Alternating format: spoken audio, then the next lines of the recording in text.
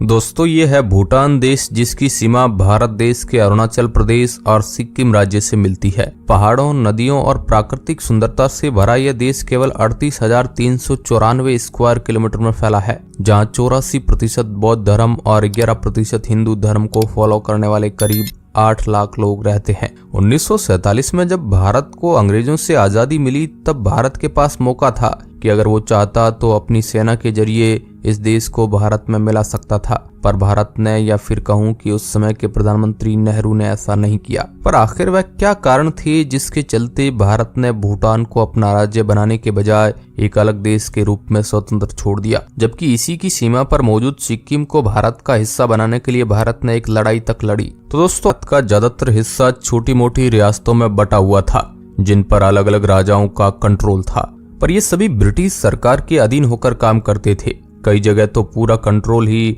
अंग्रेजों की सरकार के पास था। पर जब भारत को आजादी मिली, तब सरदार वल्लभ भाई पटेल ने इन सभी रियासतों को आपस में जोड़कर हमारे आज के भारत देश की नींव रखी। पर उस समय भूटान हमारे देश में शामिल नहीं हुआ, या फिर कहूं कि जवाहरलाल नेहरू ने सरदार वल्लभ भाई पटेल को भूटान को भारत में शामिल करने से ही मना कर दिया। पर आखिर इसके पीछे क्या कारण था? तो इसका इतिहास भारत में ब्रिटिश राज से जुड़ा हुआ है। जब भारत पर ब्रिटिश सरकार की हुकूमत थी, उस समय ये दोनों देश ब्रिटिश राज्य के संरक्षित राज्य थे।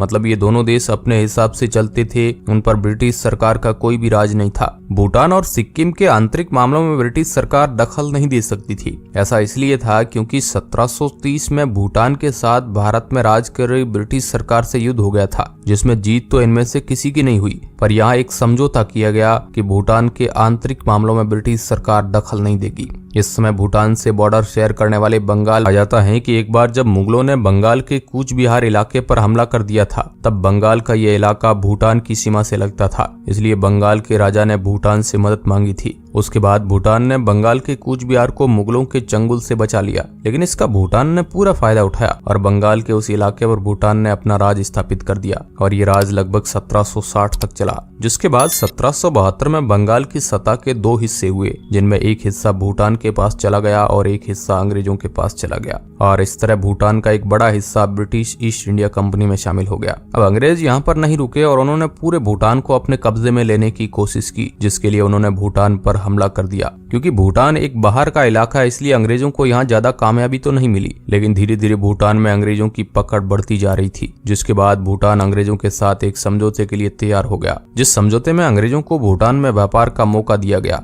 1824 में अंग्रेजों ने भूटान के सामने इस समझौते की पेशकश की थी। जब ब्रिटिश सरकार और भूटान के बीच था, तो उस समय ब्रिटिश ईस्ट इंडिया कंपनी ने असम के निचले हिस्से पर कब्जा कर लिया था। भूटान और अंग्रेजों के बीच समझौता होने के बाद भी वे दोनों एक दूसरे से बार बार लड़ते रहते थे। उसके कई समय बाद उनके बीच इस लड़ाई को सुलझाने के लिए सिंचुला की संधि हुई, जिसमें इन दोनों देशों ने आपस में व्यापार का समझौता किया। इस संधि को होने के बाद असम के मुख्य दवारों को ब्रिटिश सरकार ने अपने अंडर ले लिया, जिसके बदले ब्रिटिश सरकार ने भूटान को 50,000 रुपए सालाना देने का वादा किया। सब कुछ सही चल रहा था। इसके बाद अचानक से तिब्बत ने सिक्किम पर आक्रमण कर दिया। जिस समय तिब्बत ने सिक्किम पर आक्रमण किया, उस समय सिक्किम में ब्रिटिशर्स थे, जिसके कारण ये बहुत लंबे समय तक युद्ध चला था। लेकिन इन दोनों के बीच भूटान ऐसे ही पिसता रहा। इसी बीच उस समय एक उगियन वांगचुक नाम का लीडर सामने आया, जिसने इन दोनों देशों के बीच समझौता करवाया। उगियन वांगचुक के कारण ही 1904 में एंग्लो तिब्बत सम्मेलन हुआ, जिसमें दोनों देशों के लोग गए थे। उगियन वांगचुक के इन्हीं गुणों से प्रभावित होकर 1907 में इन्हें भूटान का राजा बना दिया गया। इसके बाद जैसे ही चाइना को यह पता लगा कि तिब्बत ब्रिटिशर के साथ मिल गया है, तो उसने 1910 में तिब्बत पर आक्रमण कर दिया। क्योंकि उस समय भी चीन बहुत शक्तिशाली था, तो उसने तिब्बत पर हमला करने के बाद सिक्किम और भूटान पर भी हमला करने के बारे में सोचा। भूटान उस समय इतना शक्तिशाली नहीं था कि वह चीन का सामना कर ले, इसलिए भूटान ने ब्रिटिश सरकार से मदद मांगी। ब्रिटिश सरकार ने भूटान से वादा किया था कि ब्रिटिश सरकार उनकी रक्षा करेगी, जिसके चलते भूटान ने ब्रिटिशर की मदद से चीन को भूटान से भगा दिया। भूटान पर उन तक उगियन वांगचुक ने ही राज किया। इस बीच वह सुनहरा दिन भी आ गया, जिस दिन भारत ब्रिटिश सरकार से आजाद हुआ था। लेकिन ये आजादी भारतीयों के लिए तो बहुत खुशी की बात थी, पर भूटान और सिक्किम को यह डर था कि उन्हें भी भारत में न शामिल कर लिया जाए, क्योंकि उनको अपना राज्य अलग रखना था। जिसका एक कारण यहाँ के राजा थे, क्योंकि वह नहीं चाहते थे कि भारत में शामिल होकर उन्हें अपनी राजगद्दी गंवानी पड़े। इसके चलते भूटान ने लॉर्ड माउंटबेटन को एक पत्र लिखा, जो कि एक ब्रिटिश सरकार के मंत्री थे। उस पर यह लिखा गया कि जब भूटान और ब्रिटिश सरकार के बीच सिंचुला की संधि हुई थी तो उसमें साफ साफ ये लिखा था कि भूटान के आंतरिक मामलों में कोई भी दखल नहीं देगा, भूटान हमेशा आजाद ही रहेगा। उसके बाद भारत के उस समय के प्रधानमंत्री पंडित जवाहरलाल नेहरू से ये कहा कि भूटान और सिक्किम हमेशा आजाद ही रहेंगे। फिर इसके कुछ समय बाद भारत और भूटान के बीच 1948 में एक एग्रीमेंट हुआ जिसका नाम स्टैंड स्टील एग्रीमेंट था। इसमें भारत सरकार ने भूटान प्रतिनिधिमंडल के सामने 2 प्रस्ताव रखे, जिसमें पहले प्रस्ताव में ये लिखा कि भूटान को भारत में ही जोड़ दिया जाए, जिससे उसे एक राज्य का दर्जा दिया जाएगा, पर इसके बावजूद भी उसकी खुद की इंटीग्रिटी बनी रहेगी। और दूसरे प्रस्ताव में ये लिखा कि भूटान अपना रक्षा, संचार और विदेश मंत्रालय का साझा भारत के साथ करे। इन प्रस्ताव में थोड़े चेंज के बाद भूटान ने इस प्रस्ताव को मान लिया, जिसमें अब भूटान को केवल रक्षा और विदेश मंत्रालय ही भारत के साथ साझा करना था, संचार व्यवस्था भूटान के पास ही रहेगी। इसके बाद 9 अगस्त 1949 में भूटान और भारत के बीच ये एग्रीमेंट हो गया। इस प्रस्ताव को भूटान ने स्वीकार कर लिया, जिसके चलते भारत ने लंबे समय तक भूटान की रक्षा की।